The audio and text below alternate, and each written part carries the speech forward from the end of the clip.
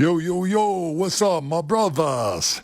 This is your main man, Jay-Z. Man, it was so easy getting Colin Flaherty kicked off YouTube 5 times. All we had to do was send in some goofy emails that weren't even true, and YouTube couldn't kick him off quickly enough. Well, I thought we were rid of him. I thought he was gone. Then that fool moved over to minds.com/Colin Flaherty and still making those videos. Well, we're working on taking those down too. But until we do, we're able to kind of hack into his videos and put my message here. And we're able to put this public service announcement next. Check that out. You are getting sleepy, very sleepy. And when you wake up, you will not remember the crazy stuff Colin is putting on these videos about black on white violence wildly out of proportion, and how reporters and public officials are in denial, deceit, and delusion about it. Sleepy, sleepy. All you will remember is that 1, it's not happening. 2, white people do it too. Or 3, white people deserve it.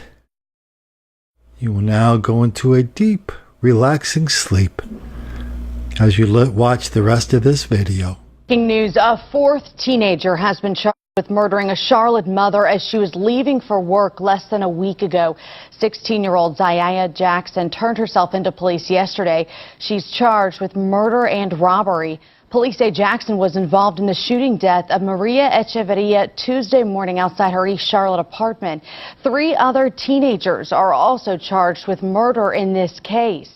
On Facebook, online, on the phone, we've heard from many about this woman's story. Only News 4 has been following the severe beating and death of Nancy Johnson by her own husband. Tonight, her family is once again speaking with us, now seeking severe punishment for the husband.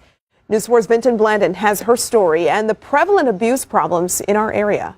Her husband, all I can say is that he was evil. There had to be so much anger in him for him to do that to her. Tough words for Frances Rudisill to utter so easily. I don't ever want to see him. I hope he stays where he's at forever. And I hope that he suffers as much as she's had to suffer. Robert Johnson remains jailed, charged with domestic assault. He was always so gentle and kind and loving. Something changed last week inside their Itasca Street home in South City. Now that Nancy has passed, a grand jury could upgrade charges. I think he should be charged with first-degree murder. Anyone can be a victim. Yolanda Holton is with an area women's shelter. She says cases like Nancy Johnson's are prevalent. It does not have to do anything with where you live, who you are, your ethnic background, your upbringing. It's deeply troubling to this Modesto neighborhood what happened at the corner home on Tuesday afternoon. I was kind of shocked. I called my wife when I was coming home.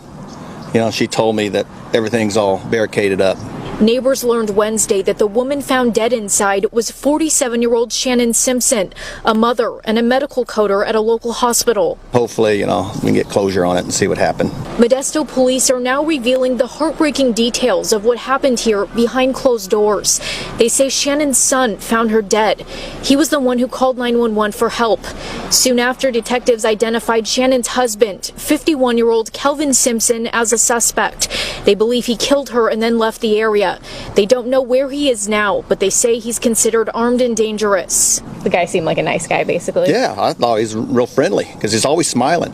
But police say Kelvin had a documented history of domestic violence against Shannon. Stanislaus County court records indicate that in 2016, Kelvin Simpson was charged with a total of 7 felonies stemming from 2 separate cases.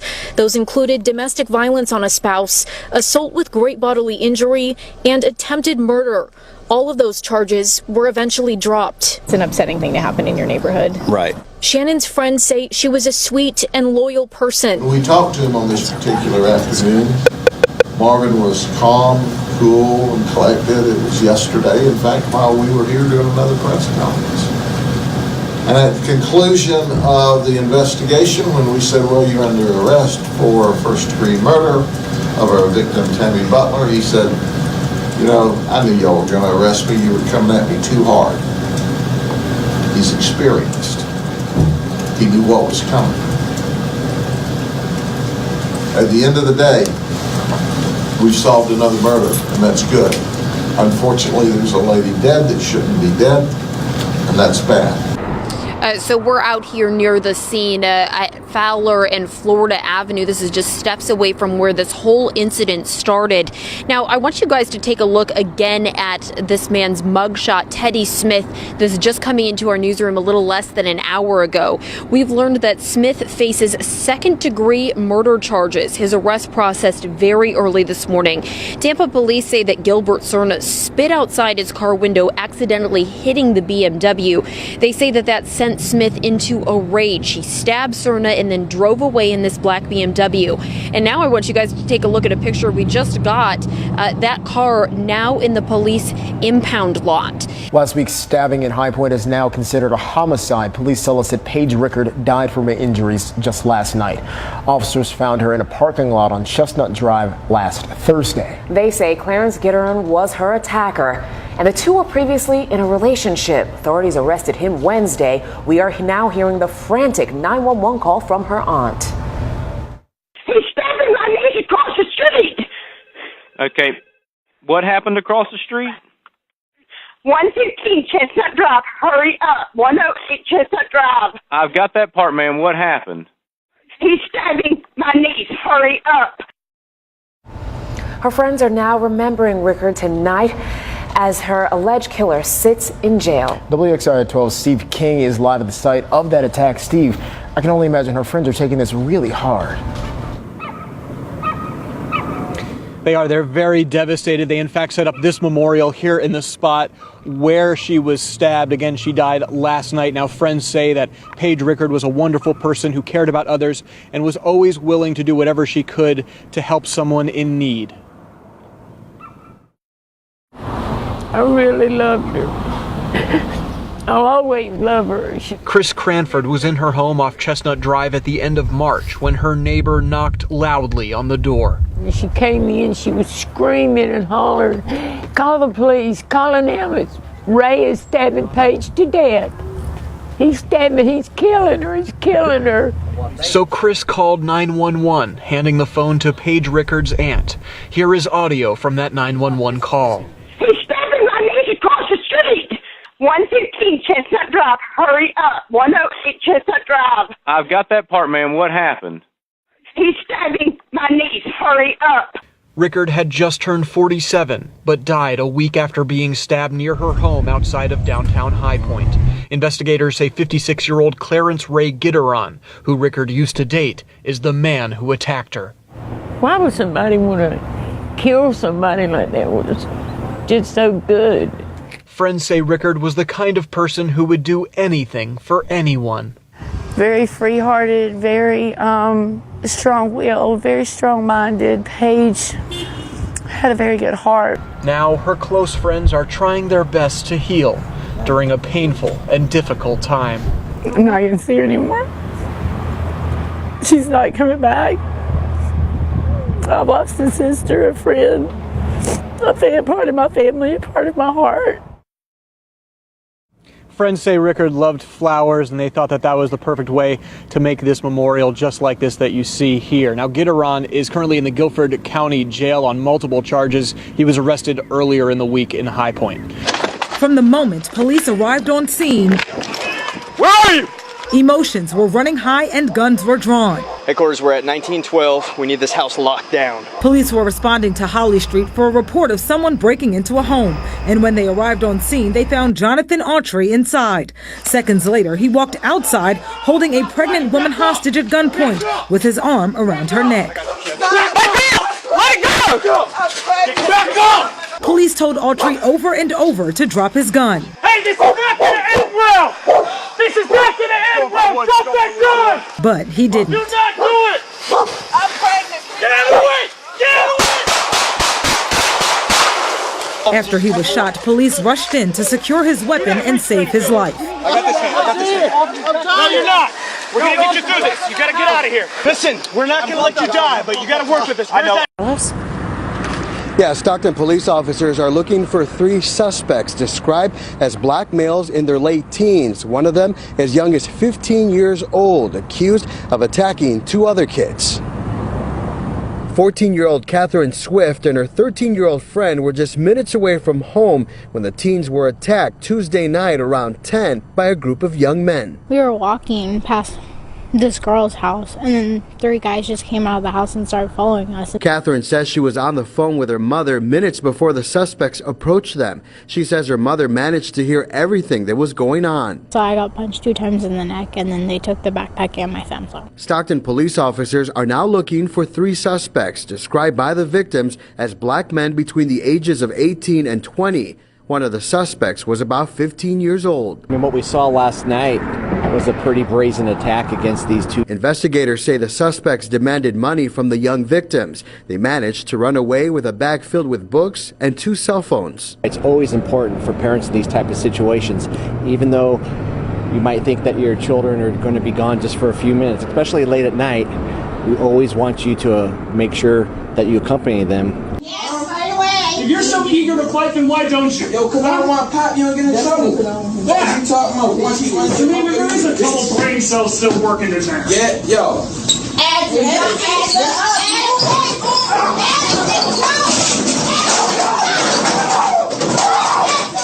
Oh my God.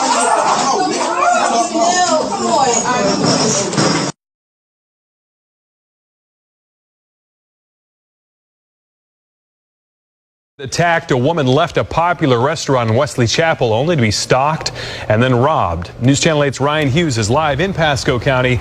And Ryan, this is a scary situation. It really is. Good evening. The woman spent a few hours here at this Applebee's restaurant not knowing she was being watched, perhaps the entire time. While inside the restaurant, this duo appeared to have more on their minds than food and drinks. Pasco County detectives explain how they watched, then followed a woman from the Applebee's about 20 minutes away to Zephyr Hills. Deputies tell us the victim came here to this quiet condo complex where she was attacked in the parking lot. We were sleeping and the sheriff's office rang our doorbell at 4:30 in the morning. This woman didn't want to show her face, but heard what happened just outside her door. I guess a woman and a man, I guess the girl slit her throat and then took her purse, and he's like, it was a shock. Inside that purse, a wallet and credit cards, apparently prized possessions for the robbers. These pictures were taken at a Lutz Walmart where the couple went on a shopping spree. They used the credit cards at stores in Hillsborough County as well. I mean, I feel sorry for for what happened. But it's amazing that it started at Applebee's. Harry Vandenbrink watches his surroundings. The attack gives him pause. You look in the mirrors. I'm always conscious driving a car. Yeah, I'm looking in the mirrors, see what's going, see what's behind me. Assaulted in a courthouse, investigators say it happened today inside the Howard County Courthouse. The victims are the sister and mother of Deputy Carl Kuntz, who was killed in the line of duty 2 years ago. RTV6's Graham Hunter has been working to see how this could have happened in the court building. The violent attack happened on the 3rd floor. Sheriff Stephen Rogers tells me it happened outside of a courtroom. 36-year-old Bryson Small is accused of assaulting 2 women inside this building. The victims are 27-year-old Alice Kuntz and her mom, 54-year-old Jackie Kuntz. They were here for a paternity hearing. My heart breaks for Alice Kuntz and her mom, and the Kuntz family's been through a lot in our community in the last couple years. Howard County Commissioner Paul Wyman says he saw the surveillance video of the attack. Mr. Small just out of the blue attacked her. Sheriff Rogers tells me the video won't be released at this time. As soon as he began attacking, some civilians jumped in immediately that were standing right there, and literally within 14 seconds our court security officer engaged the suspect. Sheriff Rogers says on a typical day there's 3 to 7 security officers and courtroom bailiffs in the courthouse, and says when the attack happened there were 6 in the building. Within about another 9 seconds after that, we had another 4 courthouse security officers that were present and assisting as well to subdue him. Wyman says the attack happened quickly. It takes less than 1 or 2 seconds to punch somebody and knock them out. Sheriff Rogers tells me there were no issues with the county's new radio system during the attack, and says a panic button in a nearby courtroom was triggered even though officers were already responding to the attack.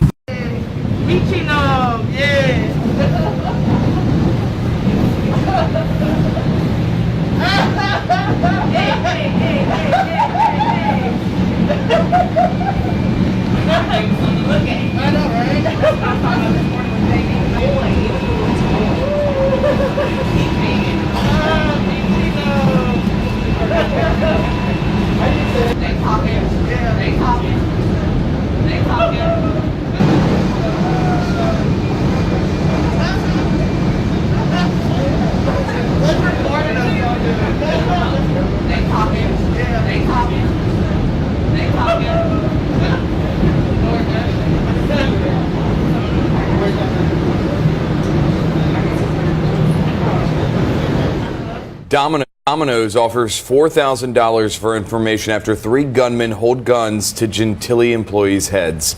The surveillance video shows the men entering the store around midnight yesterday and forcing all employees to get on the ground. The NOPD says one of the gunmen forced a manager to the back of the store and demanded money. They got away with about $900. Anyone who recognizes the gunman should call New Orleans police.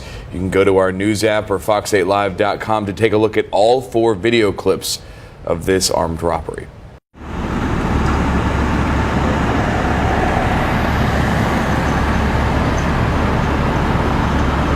Received a call early this morning of a shooting down here on Main Street. It happened in front of Esox Bar out on the sidewalk. It appears that a male subject fired a couple of shots and hit a female. The female is currently at the hospital being treated.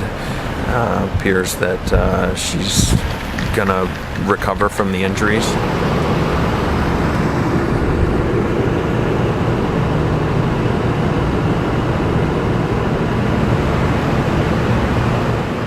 18 Metro Atlanta businesses robbed in the last month and a half. It is a crazy and dangerous crime spree the FBI believes this man is a part of. Detectives don't believe he's acting alone either, and they tell us that he pulls out a gun in some cases. And as Fox 5's Marissa Mitchell reports now, investigators want to get the crew off the streets before someone gets hurt. I'm just outside of the Waffle House here in Avondale. It's one of 18 locations that investigators say the suspects hit in just the last few weeks. The pictures from there are very clear of that suspect, and even though he has sunglasses on, he's very recognizable. The FBI says this man and as many as 3 other people have been robbing businesses across the metro area since Valentine's Day. And there's no specific spot they're focusing on. The crime stretched from Duluth and Dunwoody all the way to Conyers, where investigators report 5 businesses fell victim to their schemes. They tell us this video from the SunTrust Bank on Rockbridge Road in Stone Mountain shows the first crime on the spree. These guys are hitting quite often, 18 times in less than 2 months. Sometimes they're hitting twice on the same day. Kevin Rosen, a spokesperson for the FBI Atlanta office, says the crew has one plan for banks and another for shops. In every one of those robberies, they're armed when they go in those businesses. In the bank robberies, we haven't seen any weapons. No witnesses haven't seen any weapons. They've all been no jobs. So that's a little bit interesting, but I'm not sure what that means. An example, investigators point to this photo from an Exxon on Highway 278 in Covington. You see someone in the store fully covered holding pockets. The scariest thing is they've had guns pointed at their heads in some of the business robberies.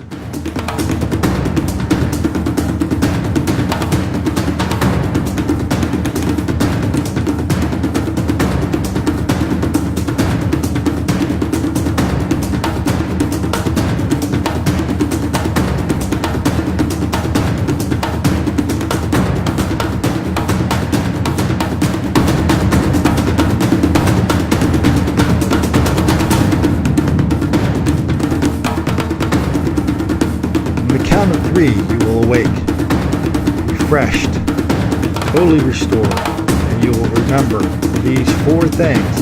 1, white people do it too. 2, this is not really happening. 3, white people deserve it. And 4, the most important one of all, you must remember at all times,